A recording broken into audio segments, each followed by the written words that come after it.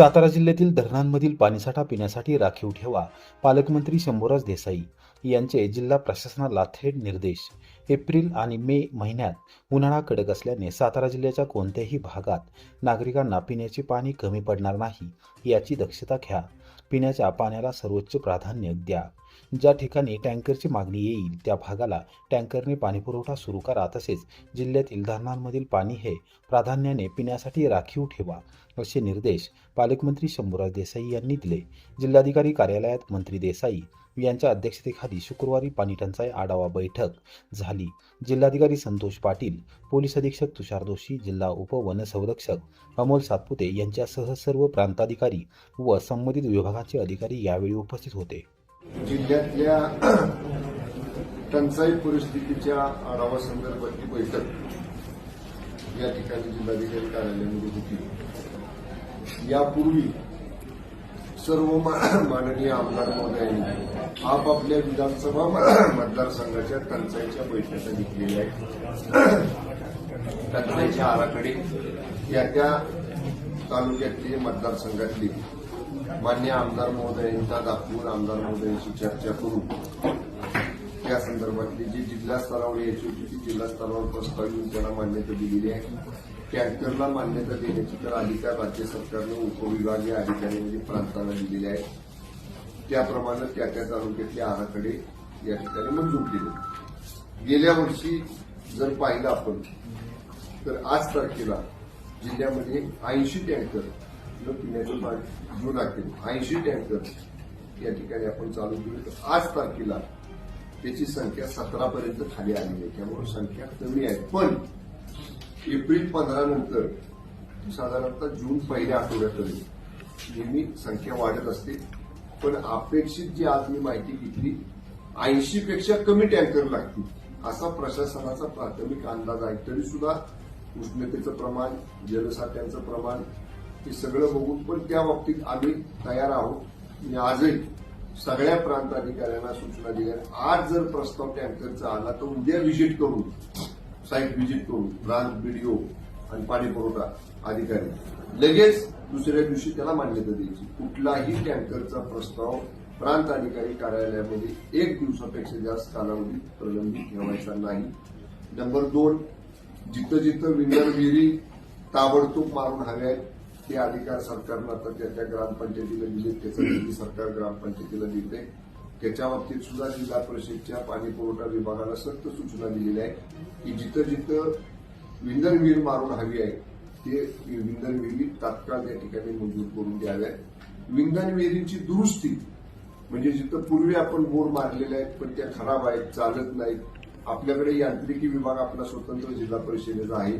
यांत्रिकी विभागाला त्यांची यंत्रणा आहे. अधिक जर जास्त मागणी आली तर आउटसोर्सिंग करून दुसऱ्या बाहेरच्या एजन्सीकडून सुद्धा आपण त्या इंधन विहिरी या ठिकाणी दुरुस्त करून घेतलेल्या आहे. अशा पद्धतीनं पिण्याचं पाणी या बाबतीतलं नियोजन आजच्या बैठकीमध्ये आपण पूर्ण केलेलं आहे.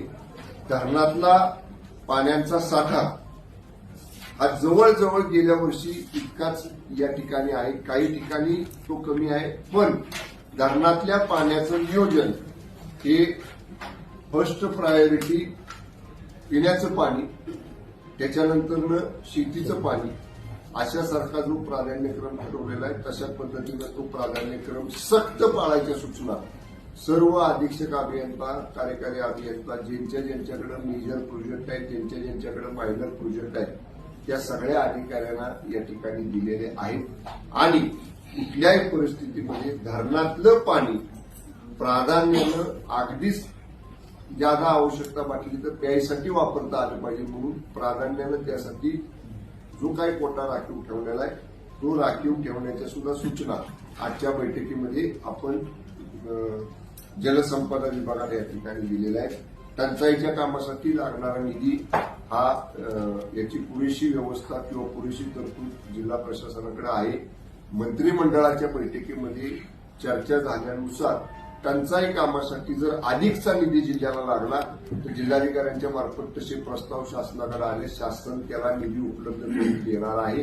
हे मंत्रिमंडळाच्या बैठकीमध्ये देखील निश्चित झालेलं आहे. त्यामुळे टंचाई परिस्थिती हाताळायला आम्ही सगळी यंत्रणा सतर्क आहोत. कुठंही जिल्ह्यात टंचाई परिस्थिती भासू नये आणि अगदीच भासली तर त्याच्यावर तात्काळ उपाययोजना करण्याच्या दृष्टीनं प्रशासन सज्ज आहे. प्रशासन थेट जनतेच्या दारात पोहोचले पाहिजे. आमदार मनोजदादा घोरपडे. साप येथे महाराजस्व अभियान, महसूल व वन विभाग, कोरेगाव तहसील कार्यालय यांच्या संयुक्त विद्यमाने आयोजित छत्रपती शिवाजी महाराज महसूल समाधान शिबिर अभियानाचा शुभारंभ उत्साहात झाला. यावेळी कराड उत्तरचे आमदार मनोजदादा घोरपडे यांनी आपल्या भाषणात प्रशासन जनतेच्या दारात पोहोचण्याचे महत्त्व अधोरेखित केले. आमदार घोरपडे म्हणाले, रयतेचे राजे छत्रपती शिवाजी महाराज यांच्या लोकाभिमुख प्रशासनाच्या विचारातून प्रेरणा घेत शासनाने सेवा आणि सुविधा थेट नागरिकांपर्यंत पोहोचण्याचा निर्धार केला आहे. महसूल समाधान शिबिर या उपक्रमांमुळे नागरिकांना शासकीय कार्यालयांच्या फेऱ्या माराव्या लागणार नाहीत. प्रशासनच गावात येऊन नागरिकांच्या समस्या ऐकून त्यांचे तात्काळ निवारण करत आहे. ही अत्यंत समाधानकारक बाब आहे.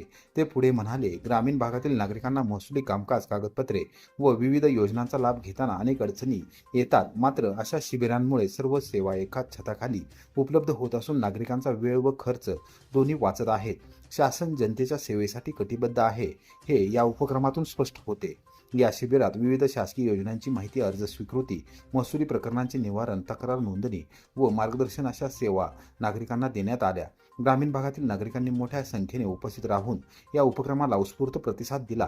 कार्यक्रमास तहसीलदार डॉक्टर संगमेश कोडे, पंचायत समिती सदस्य अजिंक्य कदम, महेश बाबा जाधव, उपसरपंच किरणाबा जाधव, ज्ञानेश्वर कदम, सरपंच प्रवीण भोसले अपशिंगे, सरपंच ननावरे वेळू, उपअभियंता मुल्ला, विविध शासकीय अधिकारी, ग्रामस्थ व महिला यावेळी उपस्थित होत्या.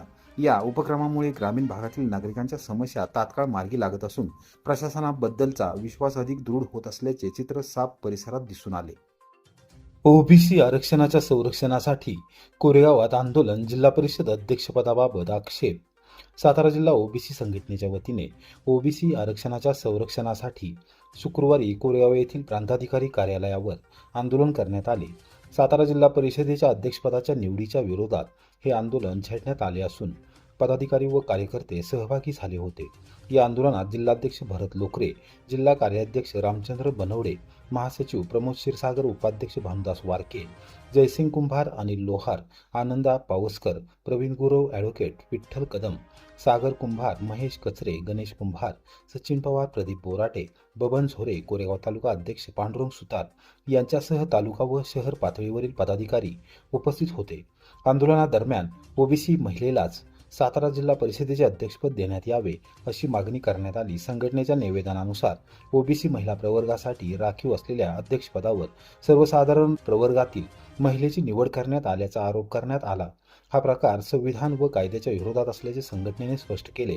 या संदर्भात मुख्यमंत्री देवेंद्र फडणवीस यांना निवेदन सादर करून तातडीने हस्तक्षेप करण्याची मागणी करण्यात आली आहे. तसेच योग्य तो निर्णय न झाल्यास राज्यभर तीव्र आंदोलन उभारण्याचा इशारा संघटनेने दिला आहे. 27% आरक्षणाची घोषणा झाली. राजकारणामध्ये सुद्धा 27% प्रमाण हे ओबीसीचं असलं पाहिजे आणि त्या पद्धतीनं आपला कारभार सुरू झाला. परंतु आता या दोन वर्षाच्या काळामध्ये मात्र या ठिकाणी संपूर्ण महाराष्ट्रामध्ये घटित घडलेलं आहे. जरांगेनं जे आंदोलन केलं त्या आंदोलनाचा परिणाम असा झाला, ओबीसीला जे दिलेलं आरक्षण आहे ते आरक्षण जवळजवळ संपलेलं आहे. जो मागासवर्ग ठरवलेला होता ओबीसी म्हणून त्यांना आरक्षण दिलं होतं, त्या आरक्षणामध्ये आता कुणबी दाखले काढून या महाराष्ट्रातले इनामदार, मोठे मोठे पाटील, कुलकर्णी हे सगळे सहभागी व्हायला लागलेत. आता 96 कुळी म्हणून ते गावामध्ये सांगतात आणि तहसीलदाराकडे जाऊन कुणब्याचा दाखला काढतात, म्हणजे मागासवर्गीय होतात आणि मागासवर्गीय होऊन करतात काय तर ओबीसीना मिळालेलं जे आरक्षण आहे ते आरक्षण नष्ट करण्यासाठी प्रयत्न करतात. आपल्या सातारा जिल्ह्यामध्ये हा प्रयोग मोठ्या प्रमाणात झाला. सातारा जिल्हा परिषदेच्या अध्यक्षपदासाठी ओबीसी महिला आरक्षण लागू झालं. हे आरक्षण इथं साताऱ्यामध्ये नाही तर मुंबईमध्ये काढलं गेलं होतं. बघा, जिल्हा परिषदेचं आरक्षण हे महिला ओबीसीसाठी राखीव झालं. जिल्हा परिषदेच्या निवडणुका सुरू झाल्या. ओबीसींच्यासाठी स्वतंत्र मतदारसंघ सोडले गेले, महिलांच्यासाठी स्वतंत्र मतदारसंघ सोडले गेले. आणि मतदारसंघ सोडल्यानंतर त्या पद्धतीनं निवडणुका झाल्या.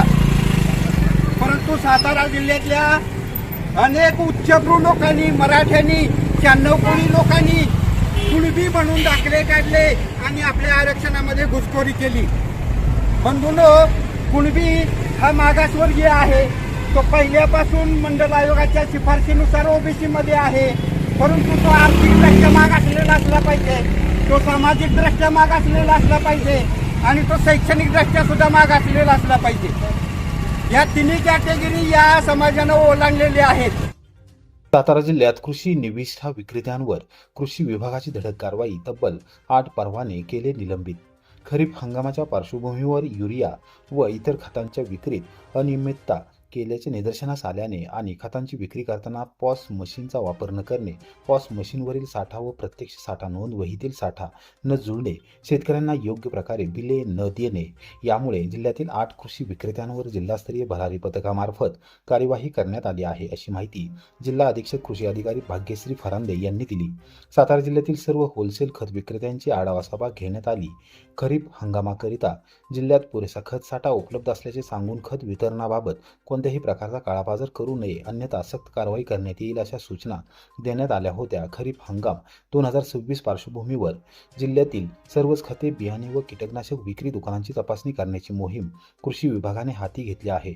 शेतकऱ्यांची अडवणूक होऊ नये, त्यांना खते आणि बियाणे योग्य किमतीत मिळावीत यासाठी जिल्ह्यात कृषी विक्रेत्यांची तपासणी करण्यासाठी जिल्हा व तालुकास्तरीय भरारी पथके कृषी विभागांकडून तयार करण्यात आलेली आहेत.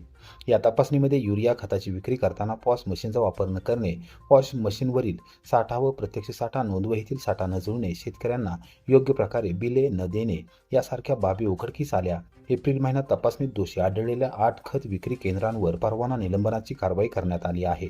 सातारा जिल्ह्यातील 22 बियाणे उत्पादक कंपन्यांच्या तपासण्या पूर्ण झाल्या असून खते उत्पादक कंपन्यांच्या हंगामपूर्व तपासण्या सुरू आहेत. खरीप हंगामात कृषी निविष्ठा विक्रेत्यांनी घ्यावयाची दक्षता ठेवायचे अभिलेख यांचे मार्गदर्शन कृषी विभाग करत आहे. शेतकऱ्यांनी बियाणे, खते व औषधे खरेदी करताना नामांकित कंपनीचा आग्रह धरावा, तसेच पक्के बिल घ्यावे, जेणेकरून शेतकऱ्यांची फसवणूक होणार नाही. निविष्ठा विक्रेत्यांनी शेतकऱ्यांना योग्य सेवा न दिल्यास कडक कारवाई करण्यात येईल असा इशारा कृषी विभागाने दिला आहे.